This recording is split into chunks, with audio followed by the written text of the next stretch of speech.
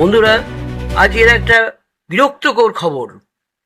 ছোট একটা বাংলাদেশ, যার সামান্য একটু জায়গা নিয়ে এসে লাফালাফি করছে, তাও আবার ভারত তৈরি করে দিয়েছে এদের এই স্বাধীনতার জায়গাটাকে। ভারত তৈরি করেছে শুধু না, ভারতের প্রচুর ক্ষতি করেও, যেহেতু বাঙালি তার জন্য আমরা, ভারত আমাদের করেছে, কিন্তু তার প্রতিদান কি এইরকম দেবে? একে আবার উচিত শিক্ষা দেওয়া উচিত, ইমিডিয়েট। না দিলে এগুলো কিন্তু বেড়ে যাবে। ওখানকার কিছু সৈন্য, তারাও বলছে আমরা দেখে নেব। এ কি অদ্ভুত ব্যাপার! হ্যাঁ, একটা বোম মারলে যে বাংলাদেশ শেষ হয়ে যাবে সেটা ওদের খেয়াল থাকে না।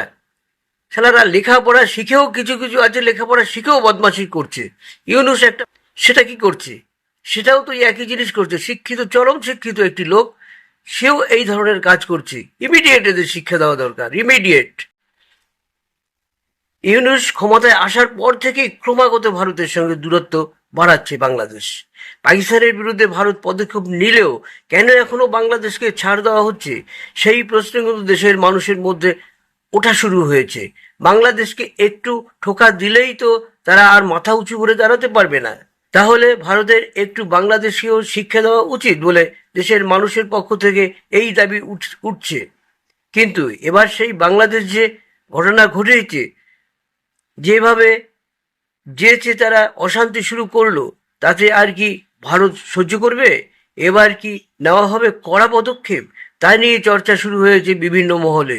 কিন্তু কি করছে বাংলাদেশ?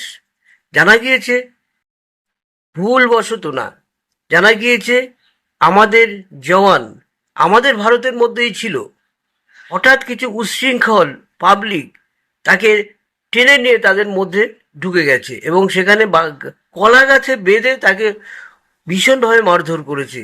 এটা কি সহ্য করা যায়? হ্যাঁ, পাবলিক দিয়ে এসব করানো হচ্ছে। কোথায় যাবি তোরা? জায়গা আছে, খুঁজে খুঁজে দেখ তো, তোদের ম্যাপটা একবার দেখ, তোরা কোথায় আছিস?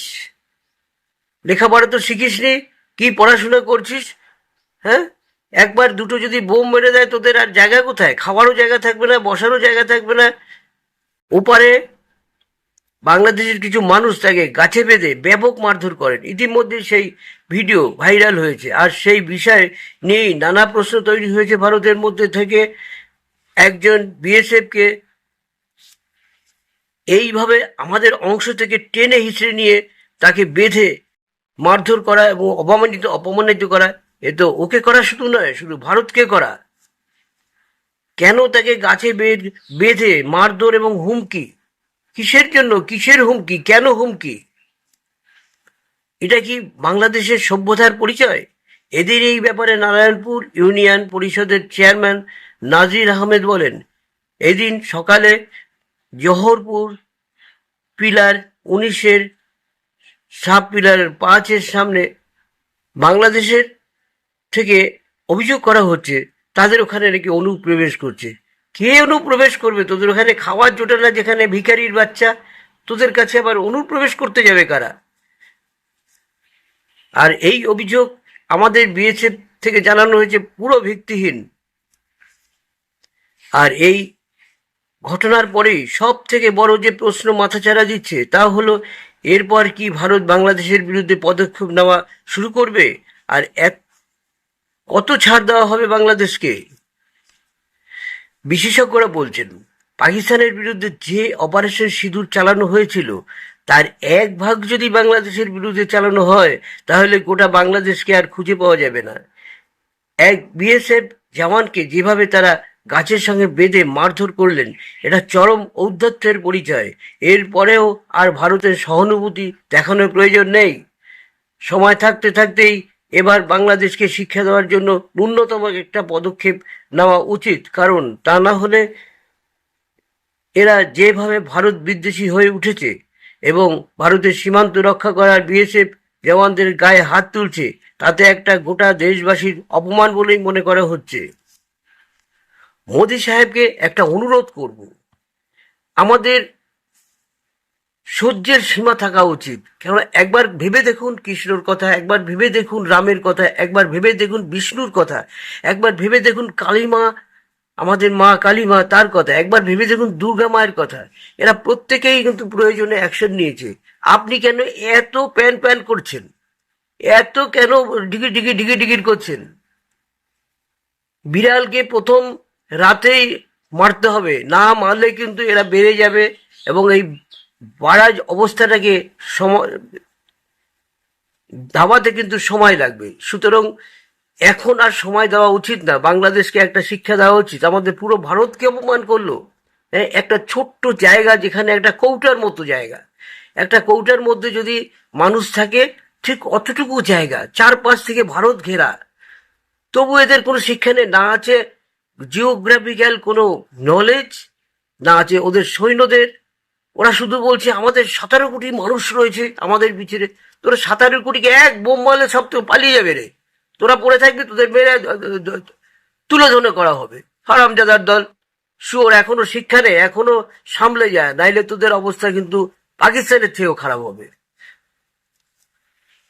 সরি, এই কথাগুলো এইভাবে বলা আমার ঠিক হয়নি, আমি জানি, কিন্তু একটা তো সহ্যের সীমা থাকে।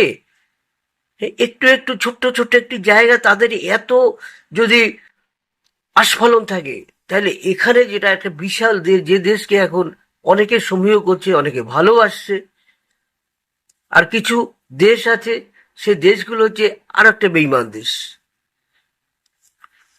আমেরিকা মুখে এক কথা বলে, কাজে আর একটা করে। ইতালিকে আমরা কত রকম সম্মান দিয়েছি, সে গিয়ে পাকিস্তানের সাথে যোগাযোগ করে ফেললো। যারা সন্ত্রাসবাদ, তাদের সাথে যোগাযোগ করার কি দরকার আছে? তাদের তাহলে কিভাবে আটকানো হবে? বরং আমাদের উচিত ছিল বাংলাদেশ, পাকিস্তান, চায়না, রাশিয়া এক জায়গায় হওয়া। ওরা যেমন সকলে, অনেকগুলো দেশ একসাথে রয়েছে, ওরা একজন যা বলবে তারা সবাই একই কথা বলবে। আমাদের দেশেও যদি এই ধরনের ঘটনা ঘটানো যেত, বাংলাদেশ, পাকিস্তান, ভারত, রাশিয়া, চায়না, এরা যদি এক জায়গায় একই কথা বলা হতো, আমাদের এই অংশটাকে প্রচন্ড ভয় করতো অন্য দেশ। আমাদের একজনের পিছিয়ে আর একজনকে লাগিয়ে দিয়ে আমাদের ক্ষতি করে হচ্ছে। তাই আমি হয়তো মাঝখানে কিছু কথা বলেছি রাগ করে, কিন্তু বন্ধুরা, যারা এখানে এডুকেটেড, এই কথা নয়, তারা অনেক ভালো, আমরা জানি। আর এরা তো সবাই হিন্দু ছিল এক সময়, এখন তারা মুসলিম হয়েছে। তা বন্ধুরা, যারা ভিডিওটি দেখছেন, আমি জানি আপনারা অনেকেই পাকিস্তানের যারা দেখবেন, বাংলাদেশের যারা দেখবেন, একটু রাগ করবেন, কিন্তু একটু ভেবে দেখুন আপনারা কোথায় আছেন, কার সাথে ঝগড়া করছেন। না আসে আপনাদের চাষের জায়গা ভালো, না আছে জল, না আছে সুসম্পর্ক কোনো দেশের সাথে। পাকিস্তান খেতে পায় না, তার সাথে আপনাদের সম্পর্ক। চায় না, আপনাদের আচ্ছা রকম ধোলাই দিচ্ছে, আচ্ছা রকম ধোলাই দিচ্ছে, মসজিদ ভেঙে দিচ্ছে, সেখানে নামাজ পড়তে দিচ্ছে না, দাঁড়িয়ে রাখা যাবে না। তারপরেও চায় না আপনার ভালো, কেন পিটাচ্ছে তো, ধোলাই দিচ্ছে, তাই আপনাদের ভালো। আর যেটুকু সাহায্য করছে, জানবেন আপনারা, আপনাদের কিছু অংশ নেবেই ওরা, আপনাদের কিছু অংশ নেবেই নেবে। ওরা হচ্ছে ভূ মাফিয়া, নানা রকম ছলে কৌশলে ঢুকবে, ঢুকে একটা অংশ আপনাদের নিয়ে নেবে। এটা ওখানকার যারা বুদ্ধিজীবী, বোঝা উচিত, তাদের চিৎকার করা উচিত এখনই, নাইলে কিন্তু আপনাদের দেশ ছন্ন বিচ্ছিন্ন হয়ে যাবে। কটা টুকরো হবে তার তো ঠিক নেই। পাকিস্তান তো টুকরো হতে চলেছে, এবার আপনাদের বাকি রয়েছে। শুধু ভারতের জন্য আপনারা বেঁচে আছেন, এটা মনে রাখবেন। সৈন্যদেরও বলছি, ওখানকার অসভ্য পাবলিকদেরও বলছি, ভালোদের জন্য বলছি না এই কথা।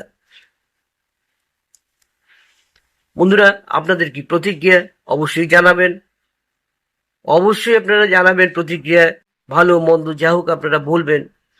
ভারতবর্ষের বিরুদ্ধে যেভাবে সোচ্চার রয়েছে, যেভাবে সাহস দেখাচ্ছে, এটা ওদের পক্ষে কি সম্ভব করা উচিত? সুসম্পর্ক রাখলে তো ওদেরই লাভ হতো। আমাদের ওই রকম একটু ছোট্ট জায়গা না থাকলে কিচ্ছু আসে যায় না, কেউ না আসলে কিচ্ছু আসে যায় না। আমাদের যা লোক রয়েছে, চিকিৎসা ক্ষেত্রে হোক, ব্যবসার ক্ষেত্রে হোক, সব ক্ষেত্রেই আমরা ক্ষতি হবে না, বরং ওখানে যেসব পেঁয়াজগুলো যেত, আলু যেত, চাল যেত, তার জন্য আমাদের এখানে দাম বেড়ে যেত, অত্যাধিক দাম বেড়ে যেত। সেটা আর বাড়বে না। এই অপদার্থতে খাইয়ে কি হবে? একদিকে খাচ্ছে, যে পাতে খাচ্ছে সেই পাতেই হাঁকছে, সেই পাতেই থুতু ফেলছে। এইরকম দেশ আর কোথায় দেখবেন?